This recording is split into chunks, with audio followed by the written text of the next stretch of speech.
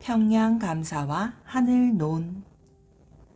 옛날 우리나라에는 나라 사랑하는 마음이 둘째 가라면 서러워할 평양 감사가 있었답니다.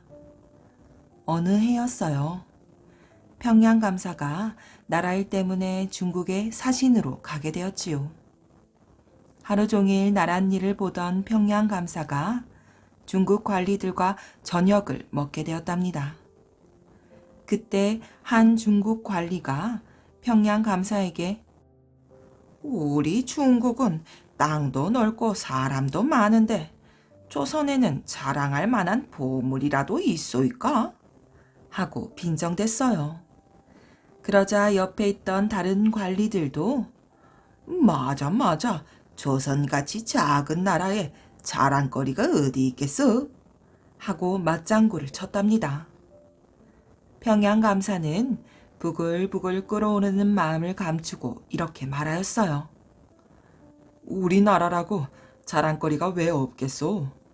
내 얘기를 들으면 대감님들은 입이 쩍 벌어질 거요. 중국 관리들은 믿지 못하겠다는 표정을 지었어요. 그럼 한번 말씀해 보시오. 대체 어떤 보물이 있는지 말이오.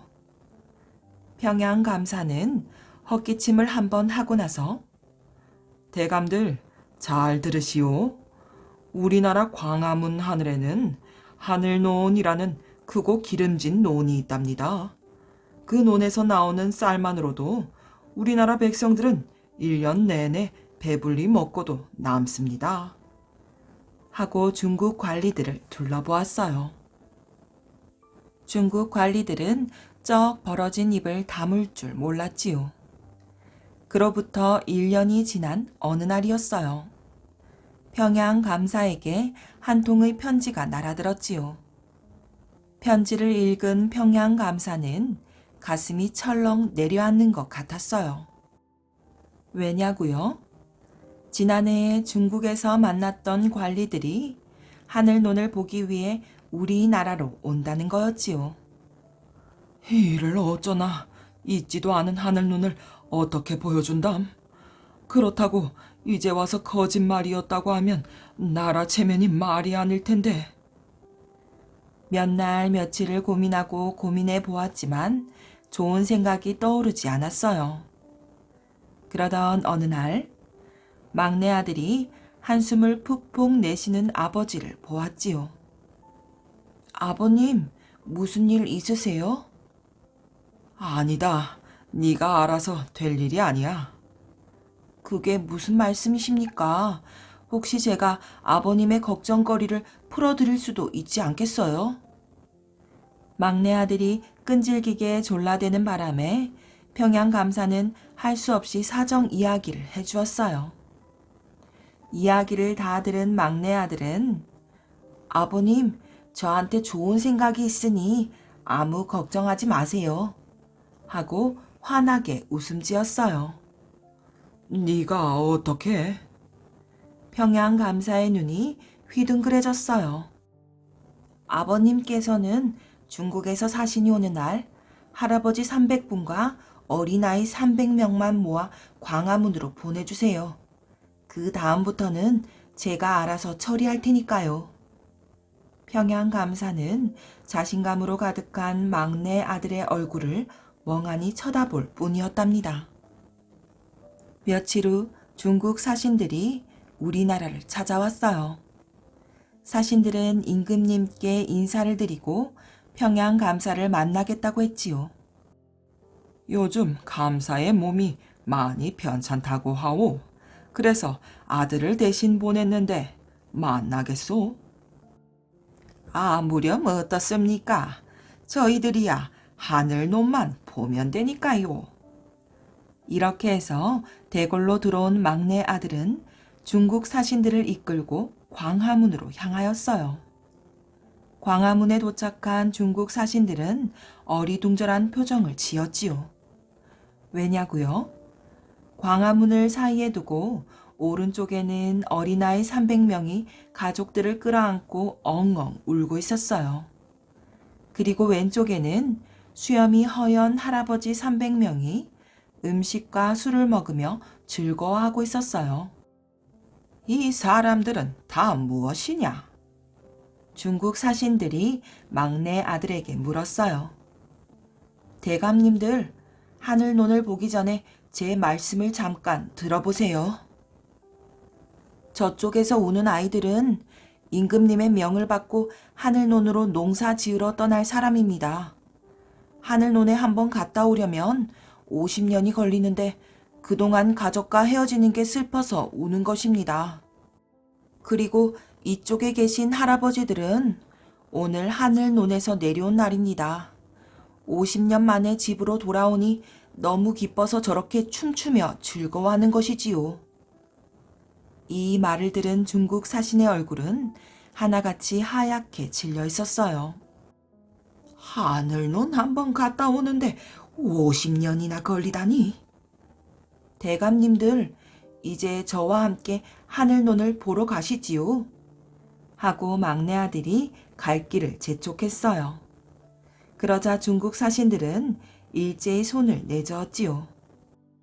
얘야, 우리는 하늘논에 안 가기로 하였다. 하늘논을 본셈 치고 돌아가마. 그리고는 뒤도 안 돌아보고 그 길로 바로 중국으로 돌아갔답니다. 게으른 삼형제와 아버지의 유언. 옛날 어느 산골에 부지런한 농부가 살았답니다. 그런데 문제는 아들 삼형제가 있는데 일은 안 하고 빈둥빈둥 노는 거예요. 그렇다고 좋은 농토가 있는 것도 아니고 산비탈 큰 밭 한 떼기밖에 없는데 열심히 땀 흘려 농사를 짓지 않으면 입에 풀칠하기도 어려운 실정이었거든요. 그러니 자기가 죽으면 이 게을러 빠진 아들 녀석들이 거지 신세가 될 것은 불을 보듯 뻔하니 걱정이 될 수밖에요. 그리하여 농부가 늙어 죽기 직전 아들 삼형제를 불러 앉혀놓고 유언을 하였답니다. 내가 이제 얘기다만 열심히 땀 흘려 일했더니만 먹고 살고도 저축할 돈이 생기더구나. 그래서 그간 너희들 몰래 저 건너 산비탈 큰 밭 어딘가에 금 항아리를 묻어 놓았으니 내가 죽거든 그것을 찾도록 해라. 그러고는 숨을 거두었어요. 그러니 아들 삼형제는 장례를 마치자마자 그날부터 수천 평이나 되는 큰 밭을 몇 달이 걸려 다 파보았지요. 그러나 밭 어디에도 금항아리는 눈에 띄지 않았어요. 삼형제는 크게 낙심했지요. 그러나 유산이라고는 이 밭뿐이니 당장 굶어 죽지 않으려면 농사를 지어야 했으므로 이왕 파놓은 밭에 씨를 뿌렸어요. 그런데 그랬더니 새로 판 땅이라 곡식이 얼마나 잘 되었는지 예년보다 몇 배의 수확이 난 거예요. 가을이 되어 무르익은 곡식을 거두어 들이면서 아들 삼형제는 아버지의 금항아리 유언이 바로 이것이었구나 라고 깨닫더랍니다. 꽤 많은 김선달. 어느 날 서울에 간 김선달은 구경거리를 찾아 돌아다니다가 주막에 들러 국밥을 배부르게 먹었답니다. 그리고는 주막에서 나와 거리를 거니는데 갑자기 배가 살살 아파오고 똥이 마려운 거예요. 김선달은 똥 눌만한 곳을 찾아 골목길로 들어섰지요. 마침 골목 저만치에 은행나무가 있어 그 뒤에서 바지를 내려 주먹만한 똥을 누웠답니다. 김선달은 바지를 치켜 올리다가 깜짝 놀랐어요. 골목 저편에서 방망이를 쥔 포졸이 다가오는 거예요. 이봐요, 당신 나무 뒤에서 뭐 하는 거요? 김선달은 포졸을 보자 겁이 덜컥 났어요. 똥 누고 있었다는 사실을 알면 아무래도 경을 칠 것 같았거든요. 그래서 재빨리 갓을 벗어 똥을 가리고는 포졸에게 말했어요. 아이고, 포졸날이 마침 잘 오셨습니다. 저 좀 도와주십시오. 포졸은 땅바닥에 쭈그리고 앉아 갓을 손바닥으로 누르고 있는 김선달을 의아한 눈으로 내려다보았어요. 도와달라니? 그게 무슨 말이오? 포졸날이 보시다시피 제가 참새를 잡았거든요. 갓 속에 가두어 두긴 했지만 감히 꺼내질 못하고 있습니다. 참새를 묶을 끈이 없어서. 김선달은 천연덕스럽게 거짓말을 늘어놓았어요. 그래요? 그럼 나보고 참새 묶을 끈을 구해달라는 거요? 아닙니다. 어찌 제가 포졸날이께 그런 심부름을 시킬 수 있겠습니까? 제가 얼른 다녀와야지요. 날이 제가 참새를 묶을 끈을 가져올 동안 이 참새를 지켜주십시오. 달아나지 못하도록 간만 손바닥으로 누르고 계시면 됩니다. 알겠소. 그럼 참새는 내가 봐줄 터이니 어서 다녀오시오. 감사합니다. 역시 포졸나리께서는 백성들을 위해 일하는 분이시로군요. 김선달은 포졸에게 고맙다는 인사를 하고는 잽싸게 그곳에서 벗어났어요. 포졸은 갓을 손바닥으로 누르며 김선달을 기다렸지요. 그런데 1시간이 지나도 김선달이 오지 않는 거예요. 당연하지요. 김선달은 포졸한테 참새가 아닌 똥을 맡기고는 멀리 달아나 버렸거든요. 도대체 왜 안 오는 거야? 참새를 포기하고 그냥 집에 가버렸나? 포졸은 김선달이 사라진 골목 저편을 보다가 갓에 눈길을 돌렸어요. 이 갓 속에 참새가 있다고? 새소리가 들리지 않는 걸 보니 아무래도 참새가 죽었나 봐. 그렇다면 이 녀석을 가져다가 참새구이나 해먹을까? 포졸은 군침을 꿀꺽 삼켰어요. 그래, 참새구이를 안주로 해서 술 한잔 하는 거야. 포졸은 참새를 잡으려고 갓을 살짝 들쳤어요. 그리고 그 속으로 손을 넣어 참새, 아니 똥을 움켜잡았지요. 아니 이게 뭐야? 이거 똥이잖아. 포졸은 손에 잡힌 똥을 보고 기절할 듯이 놀랐지요. 맙소사, 내가 참새 대신 똥을 잡다니. 김선달에게 속은 포졸은 화가 났지만 그땐 이미 김선달이 멀리 달아나 버린 후였답니다. 노인과 도둑.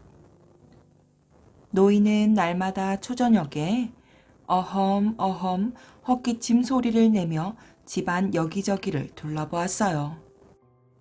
그러면서 집 단속, 문 단속, 외양간 단속을 하였지요. 어느 날 외양간 앞을 지나던 주인은 흠칫 놀랐답니다. 웬 사내 하나가 그 추운 날 소 옆에 납작 엎드려 있었어요. 노인은 모른 척하고 방에 들어와서 며느리를 불렀지요. 오늘 저녁에는 어쩐지 시장하구나. 나중에 밤참을 들 터이니 한 상 얼른 차려오너라. 예, 아버님. 얼마 뒤 며느리가 상을 차려왔어요. 노인은 슬그머니 밖으로 나왔지요. 다시 소를 둘러보는 것처럼 외양간으로 갔답니다. 허리를 굽히고서 소의 배를 쓰다듬으면서 사내의 귀에다 대고 나직한 소리로 말했어요. 이 추위에 얼마나 애쓰는가. 춥고 배고프고 몸도 저릴 터이니 어서 들어오게나. 그 사내가 부스스 일어나 머뭇거리더니 노인을 따라 방 안으로 들어왔어요. 마음 푹 놓고 먼저 이 밥부터 드시게. 노인이 밥을 권하자 시키는 대로 밥상 앞에 다가 앉은 사내는 말없이 밥을 먹었어요. 노인은 벽장 속에서 술을 꺼내 한 잔 따랐지요. 어서 마시게. 그리고 손님, 나에게도 한 잔 따라주시오. 사내는 아주 부끄러워하면서 술을 따랐답니다. 서로 권하며 술을 마신 다음에 노인이 말하였지요. 사람이 사는 방식이 여러 가지가 있기는 하나 땀 흘려 일하면서 내 몸으로 사는 게 으뜸이지. 어르신네, 할 말이 없습니다. 빈손으로 갈 수는 없겠지. 마침 내 손에 들어온 돈이 좀 있구먼. 이것을 두말하지 말고 가지고 가게나. 사내는 얼떨떨해하며 손을 내저었어요. 빈데도 낯짝이 있다는데요. 그럴 수는 없습니다. 어서 가지고 가게나. 밤이 이슥해 가니까. 사내는 집에 어떻게 왔는지도 모를 정도로 정신없이 뛰어왔어요. 집에서 기다리고 있던 아내가 반겼지요. 이제 오세요. 오늘 수입은 어때요? 아니, 왜 이렇게 시무룩해요? 들켰어요? 들켰지. 사내는 한숨을 내쉬고 나서 돈을 꺼내 아내 쪽으로 밀었어요. 돈 여기 있구먼. 들켰는데 수입이 이리 쏠쏠해요? 아니, 소 한 마리 값은 되겠네. 눈독 들이던 그 소를 빼내 벌써 팔았어요. 그러지 말고 내 말 귀담아 들어보. 사내는 노인에게 들켜 대접받은 이야기를 아내에게 그대로 들려주었어요. 우리가 언제까지 이런 일을 할 건가? 이젠 달리 먹고 살아야겠어. 나는 나무 장사를 하고 농사품을 팔 터이니 당신은 배를 짜고 논밭일도 하고 우리 양심대로 이 건강한 몸을 움직여서 벌어먹고 삽시다. 아내도 감동하여 눈물을 흘렸어요. 그때부터 그들 내외는 노인이 준 돈을 미천으로 몸을 아끼지 않고 이런 일 저런 일을 하며 돈을 모았답니다. 몇 해가 지나자 논도 사고 소도 먹이고 할 정도로 살림살이가 넉넉해졌어요. 그런 중에도 사내는 노인을 한시라도 잊을 수가 없었답니다. 하루는 장에 가서 제일 좋은 소 한 마리를 샀어요. 갈비를 한 짝 사고 좋은 술도 한 병 사서 그 소에다 실었지요. 그리고 그 소를 몰고 노인의 집으로 찾아갔답니다. 그런데 노인은 보이지 않고 상복 입은 아들이 사내를 반겼어요. 아버님은 1년 전에 돌아가셨습니다. 살아계실 적에 이러이러한 사람이 찾아오거든 반가이 맞으라고 당부하셨지요. 그렇습니까? 아버님 산소는 어디신가요? 사내는 노인의 산소를 찾아가 큰 절을 올렸어요. 눈물이 비오듯 했답니다. 은혜 갚은 쥐. 옛날 어느 마을 산 밑에 오막살이가 하나 있었는데 그 집에는 식구들이 아주 많이 살았어요. 할아버지, 할머니, 아버지, 어머니, 아이들 8 이렇게 해서 모두 12식구가 살았지요. 12식구가 힘을 합해 농사를 지어서 먹고 살았어요. 그런데 농사 지은 곡식을 베어다 떨어서 곳간에 쟁여놓으면 쥐들이 모여들어 야금야금 까먹거든요. 다른 집 같으면 쥐를 잡는다고 야단이 났을 테지만 이 집 식구들은 그걸 그냥 내버려뒀어요. 아이고, 저것들도 다 먹고 살려고 저러는데 불쌍해서 어찌 잡누? 우리 식구들 한 끼에 한 입씩만 덜어 먹으면 저 쥐들도 다 먹을 수 있을 테니 그냥 두자고. 이래서 이 집 곳간에는 늘 쥐들이 바글바글했어요. 온 동네 쥐들이 다 모여들어 곡식을 까먹으니까 말이에요. 그렇게 살다가 어느 해 여름이 됐는데 마침 장마가 져서 비가 많이 왔어요. 몇 날 며칠 동안 비가 내려서 곳곳에 큰 물이 지고 산사태가 나고 이런 형편이었어요. 이때 하루는 온 식구가 마루에 앉아 점심을 먹고 있을 때였어요. 갑자기 곳간에서 쥐들이 죄 쏟아져 나오더니 마당에 쭉 늘어서지 뭐예요.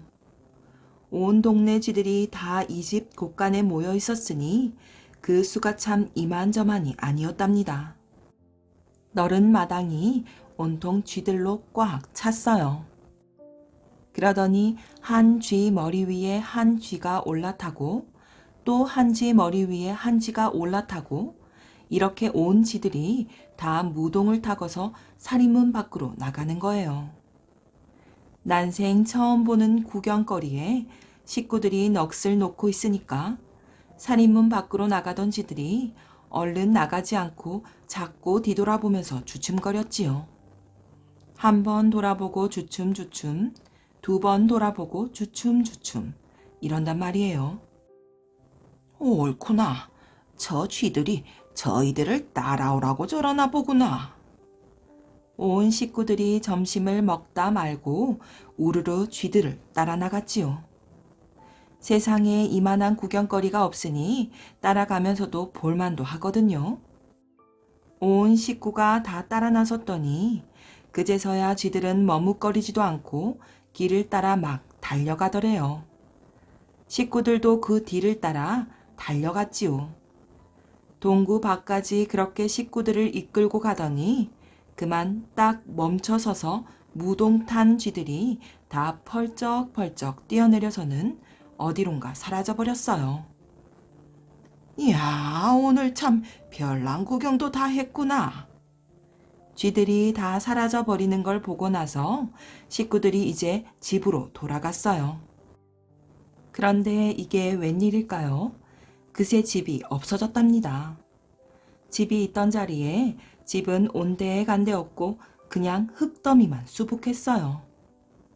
어찌된 일인고 하니 식구들이 쥐를 따라 나간 사이에 뒷산에서 산사태가 났던 거랍니다.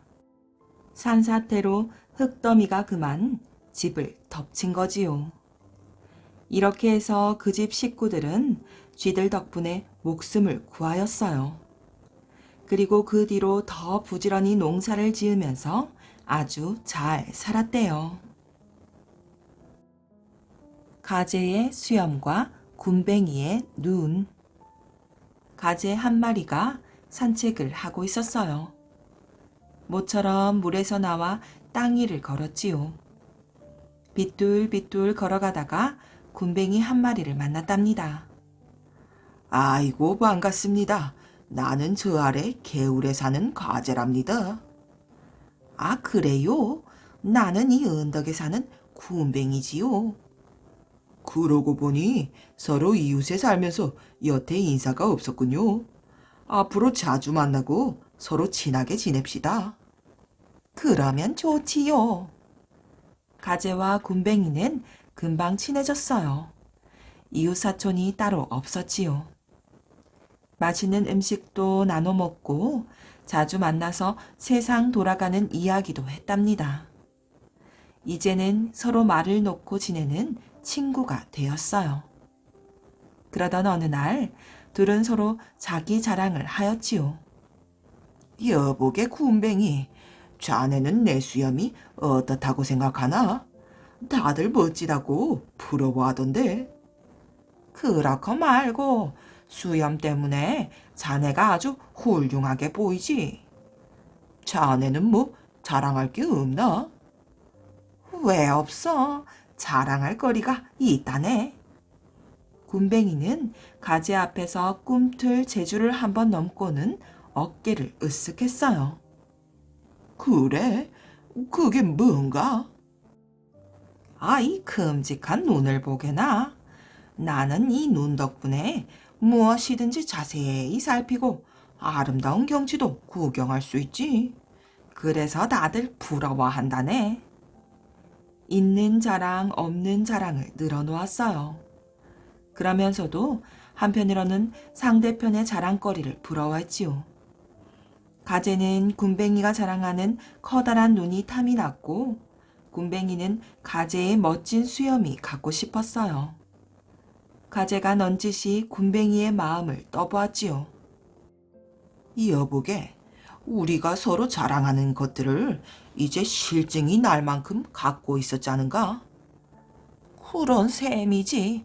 남의 눈에는 좋아 보여도 사실 우리로서는 별로지. 군뱅이는 가재의 속마음을 아는지 모르는지 맞장구를 쳤어요. 그래서 말인데 우리 그것들을 맞바꾸는 게 어떤가? 그거 좋은 생각이군. 당장 그렇게 하세나. 성질이 급한 군뱅이는 커다란 눈을 쏙 뽑아서 가재한테 주었어요. 가재는 얼씨구나 하며 그것을 받아서 자기 얼굴에 달았답니다.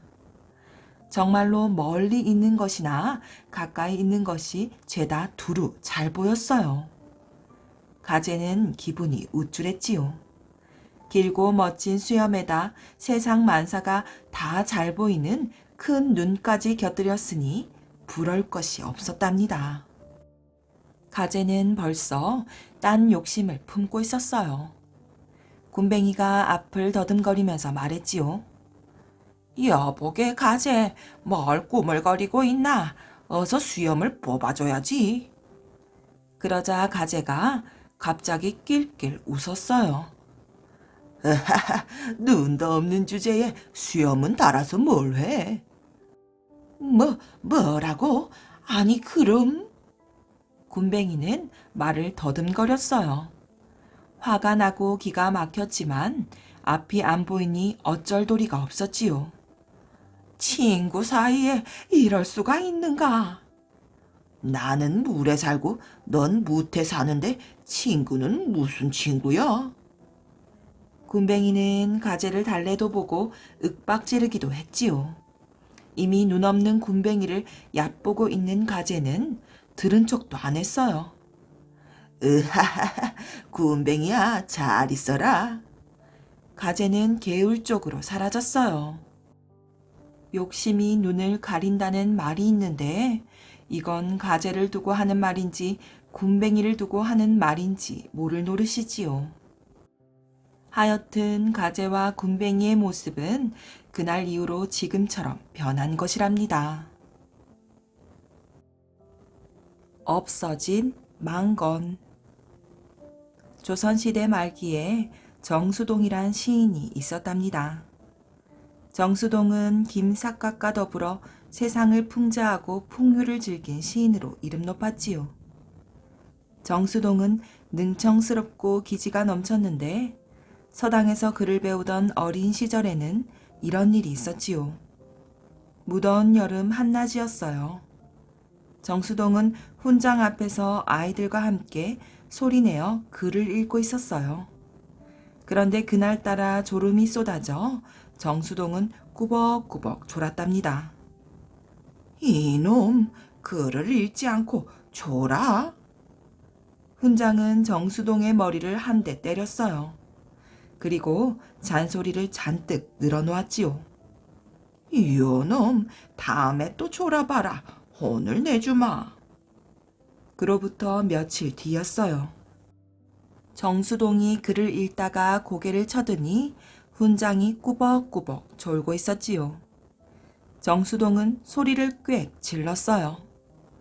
훈장님은 왜 조세요? 훈장은 눈을 슬며시 뜨며 시치미를 뗐답니다. 졸기는 누가 졸아? 나는 안 졸았어. 졸지 않으셨으면 무얼 하셨어요? 책을 읽다가 모르는 내용이 있어 공자님한테 여쭤보러 갔어. 몸은 남겨둔 채 영혼이 빠져나와 잠시 하늘나라에 다녀왔지. 이튿날 정수동은 서당에서 글을 읽다가 또 꾸벅꾸벅 졸았어요. 훈장은 정수동을 발견하고 야단을 쳤지요.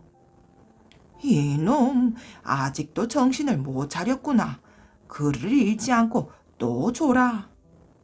정수동은 억울하다는 듯 말했어요. 훈장님, 저 졸지 않았어요. 졸지 않았으면 무얼 했느냐? 저도 공자님을 만나러 하늘나라에 다녀왔어요. 그래, 공자님이 무슨 말씀을 하시더냐? 제가 공자님께 어제 우리 훈장님이 다녀가셨어요 하고 물었어요. 그랬더니 공자님이 나한테 오지 않았다 하시던걸요. 훈장은 정수동의 능청스러운 대답에 할 말을 잃었답니다. 정수동은 어른이 되어서도 능청스러움이 여전했어요. 정수동이 어느 대감댁 잔치에 참석했다가 술을 실컷 마시고 사랑에서 잠이 들었지요. 사랑에는 대감뿐 아니라 여러 손님이 남아 있었는데 모두들 술에 취해 그대로 잠이 들었어요. 제일 먼저 눈을 뜬 것은 정수동이었지요. 그런데 머리를 만져보니 망건이 사라지고 없었어요. 내 망건이 어디 갔지? 망건을 다른 데 벗어놓고 잠든 모양이구나. 그런데 너무 취해서 망건을 어디에 두었는지 생각이 안 나는구나. 정수동은 자기 망건을 찾지 못하자 사랑에서 잠든 대감의 망건을 집어들어 자기 머리에 썼답니다. 그리고는 태연히 앉아 있었지요. 잠시 뒤 잠이 깬 대감이 머리를 만져보더니 소리를 질렀어요. 내 망건이 어디 갔지? 대감은 머슴들을 불러 모았어요. 얘들아, 내 망건이 없어졌다. 어디 있는지 찾아보아라. 대감의 명령에 머슴들은 망건을 찾느라 집안 구석구석을 뒤졌어요. 이른 아침부터 대감 집은 망건 때문에 야단법석이었지요. 그러나 정수동은 대감의 망건을 섰으면서도 시치미를 떼고 앉아 있었어요. 이윽고 하인 한 사람이 달려와서 아뢰었어요. 망건을 찾았습니다. 대감이 망건을 받아보니 때에 절은 헛망건이었어요. 이 망건은 내 것이 아니다. 어디서 헛망건을 주워왔느냐? 대감이 실망스러운 표정으로 망건을 내려놓았지요. 그러자 곁에 있던 정수동이 반색을 하며 망건을 집어들었어요. 아유, 내 망건이구나. 이제야 겨우 찾았네. 그 자리에 있던 사람들은 어안이 벙벙했지요. 정수동이 머리에 망건을 썼으면서 헛 망건을 자기 망건이라고 해서였지요. 그제야 정수동은 머리에 쓴 망건을 벗으며 말했어요. 이 망건이 대감의 망건이요. 대감 망건을 쓰고 계셨다고요? 정말로 너무하십니다. 대감 망건을 찾느라 모두들 고생하는 걸 보고도 시치미를 떼시다니요. 머슴들이 자신을 원망하자 정수동은 능청스럽게 말했어요. 내 망건을 찾으려니 어쩔 수가 없었어. 자네들은 대감 망건이니까 그렇게 고생하며 찾았지. 내 망건 같으면 찾을 생각이나 했겠나? 그 자리에 있던 사람들은 정수동의 꾀에 혀를 내둘렀어요. 정수동은 대감 망건을 쓰고 있으면 그것을 찾느라 머슴들이 집안을 샅샅이 뒤질 테고 그러다 보면 자기 망건을 찾을 수 있으리라 생각했던 것이지요. 하나를 보면 열을 안다. 정홍수는 정조 때의 명신이지요. 영조 21년 문과에 급제한 후 국가의 재정을 맡아 이름이 높았으며 호조 판서와 예조 판서를 거쳐 좌의정까지 올랐답니다. 그가 아직 과거에 합격하기 전의 일이지요. 하루는 동대문 밖으로 나갔다가 마침 동구릉에 다녀오는 영조의 행차를 만나 구경하고 돌아올 때였어요. 잔뜩 찌푸린 하늘에서 갑자기 후드득 소나기가 쏟아지기 시작했어요. 정홍수는 항상 준비해 가지고 다니던 갈모를 꺼내섰지요. 그랬더니 옆에서 같이 비를 피하고 있던 한 젊은 선비가 난처한 표정을 지었어요. 아, 갈모를 준비 못한 모양이구려. 예소. 정홍수는 여분으로 지니고 다니던 또 하나의 갈모를 젊은 선비에게 선뜻 빌려주었어요. 정말 고맙습니다.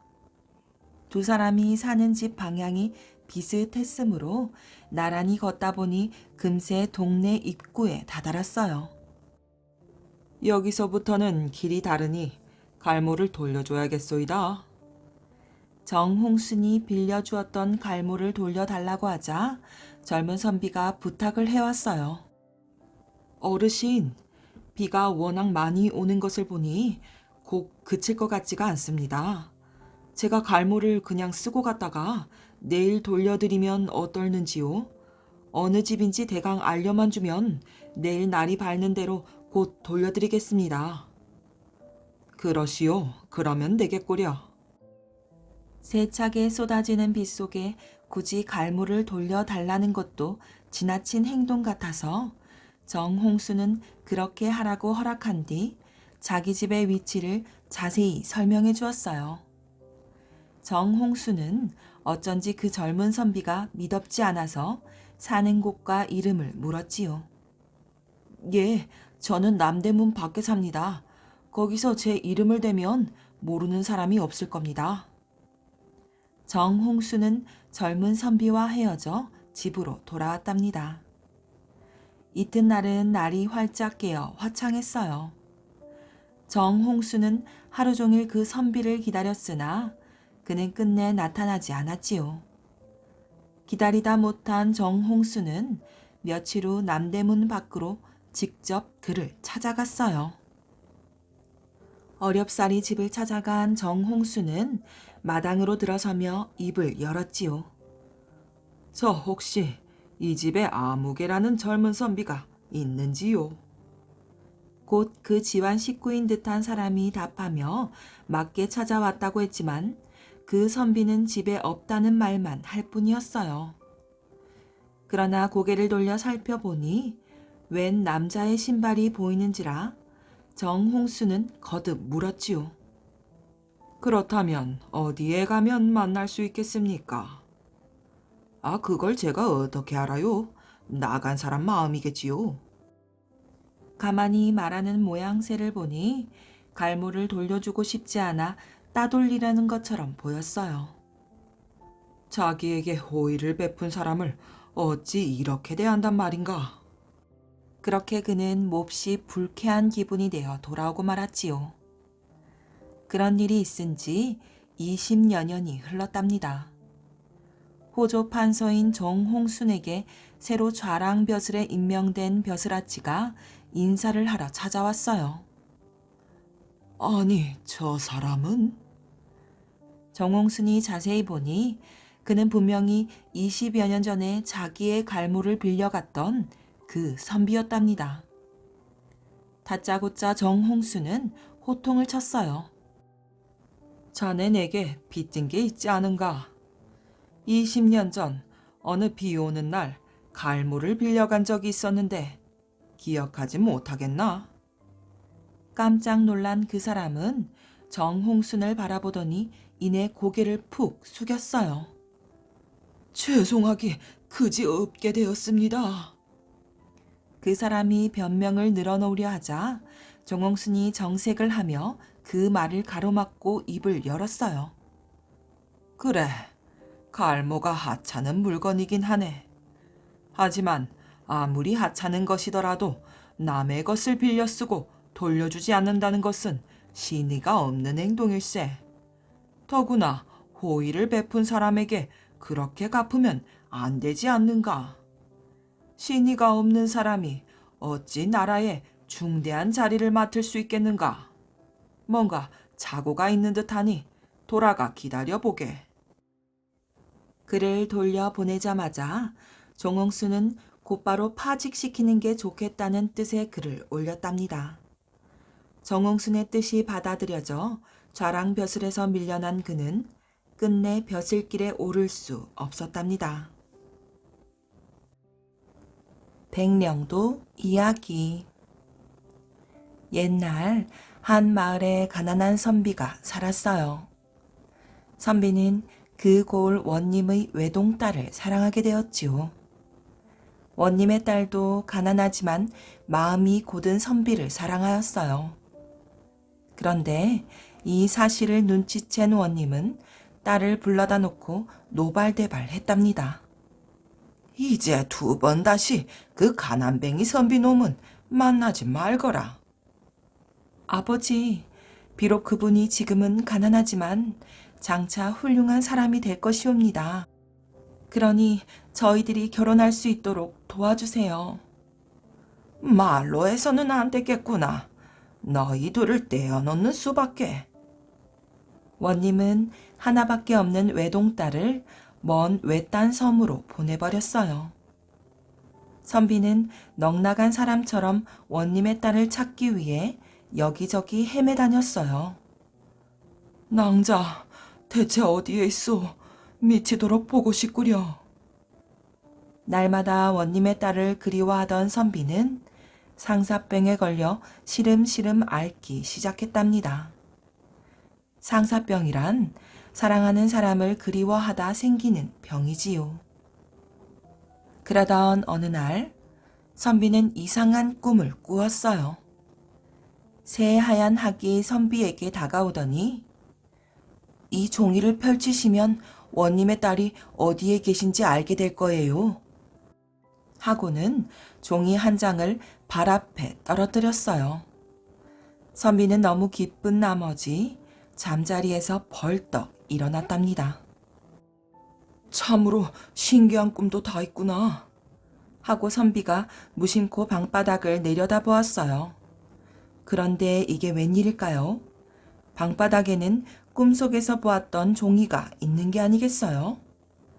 새하얀 학이 떨어뜨린 바로 그 종이 말이에요.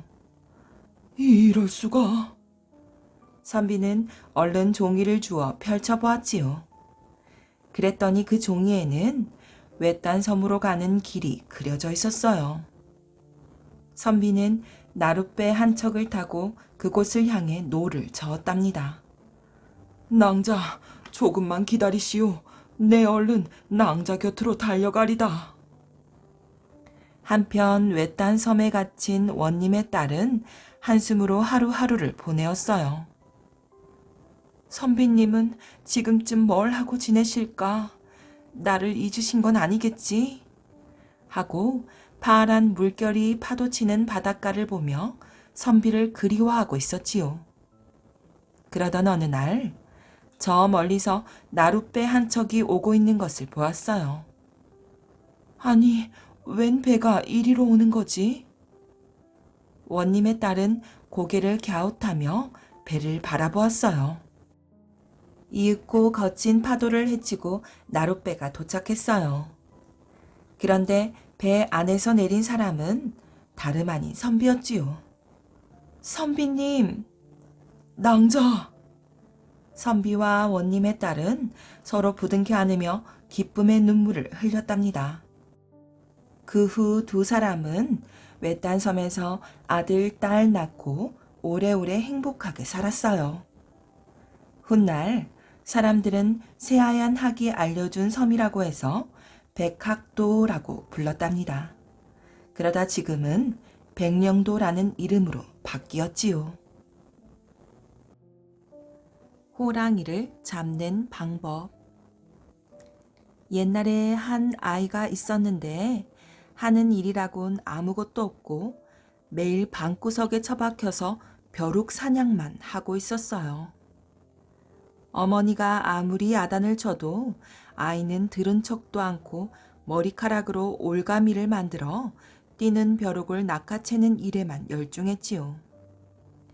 그렇게 해서 벼룩을 한 마리도 놓치지 않고 다 잡게 되니까 아이는 이만하면 호랑이 사냥을 나가도 되겠다 싶어 굵은 밧줄을 가지고 깊은 산중으로 들어갔답니다. 날이 저물어서 어떤 집에 가서 하룻밤 묵자고 청하니 그 집 주인이 말했어요.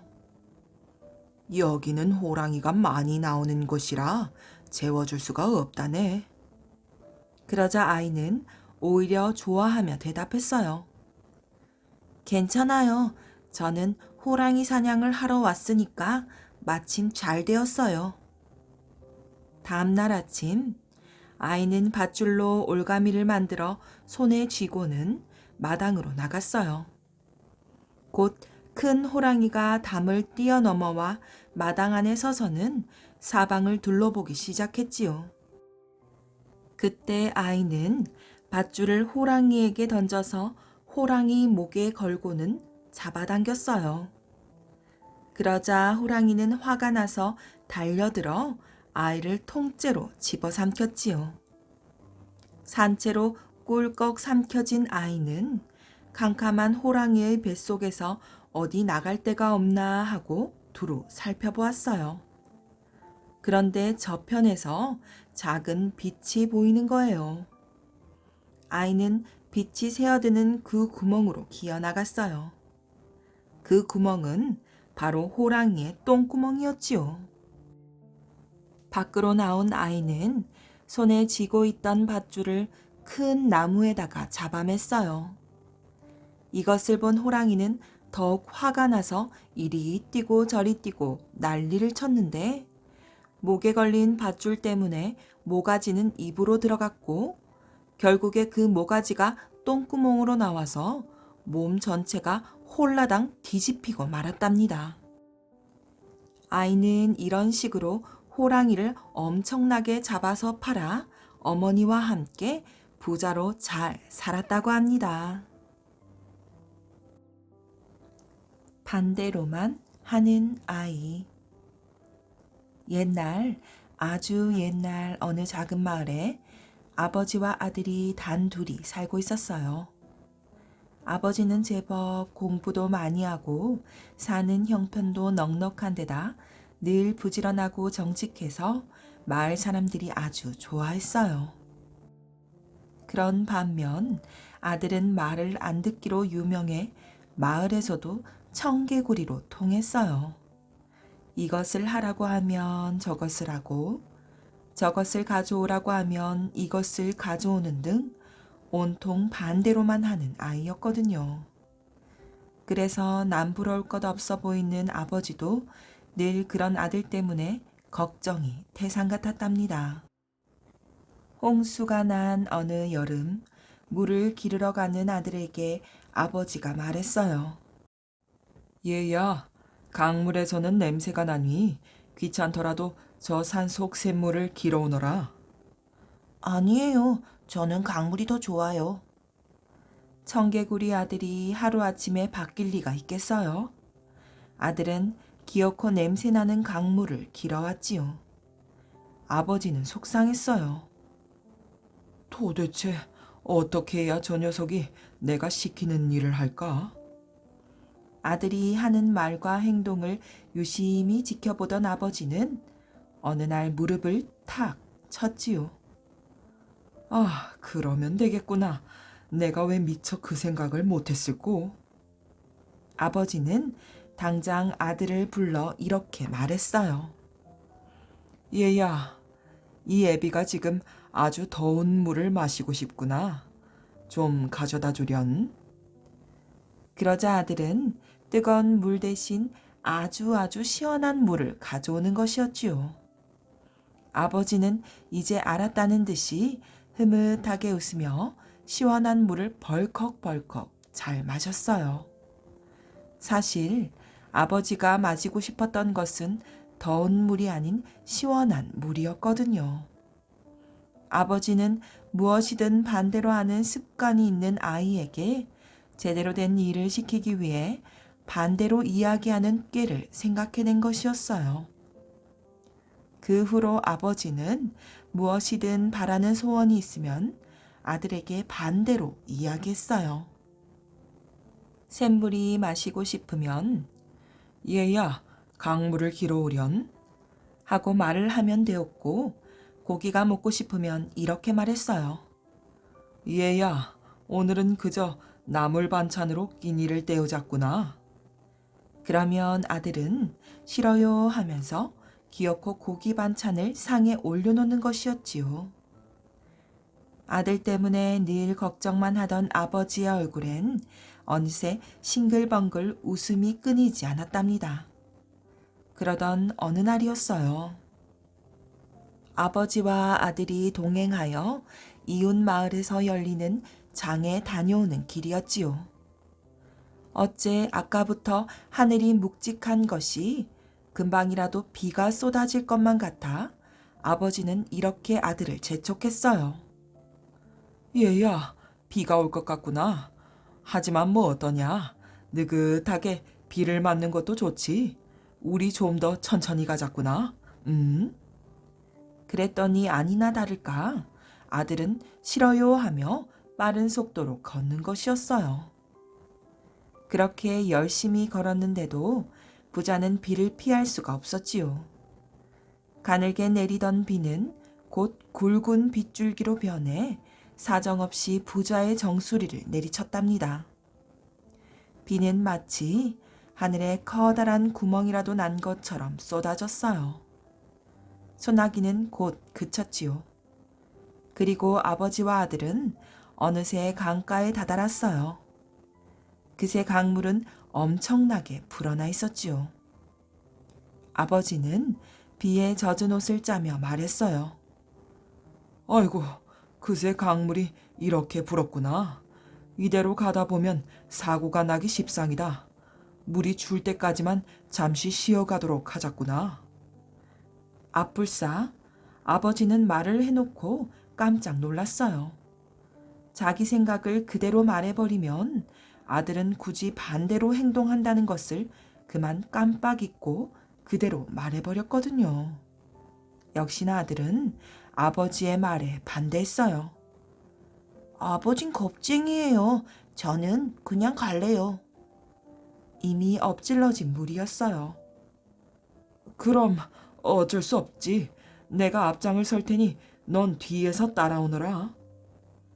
아버지는 거친 물살을 조심조심 헤치며 강을 건넜어요. 얘야, 물거품이 세게 있는 곳은 발을 디디지 않도록 조심해라.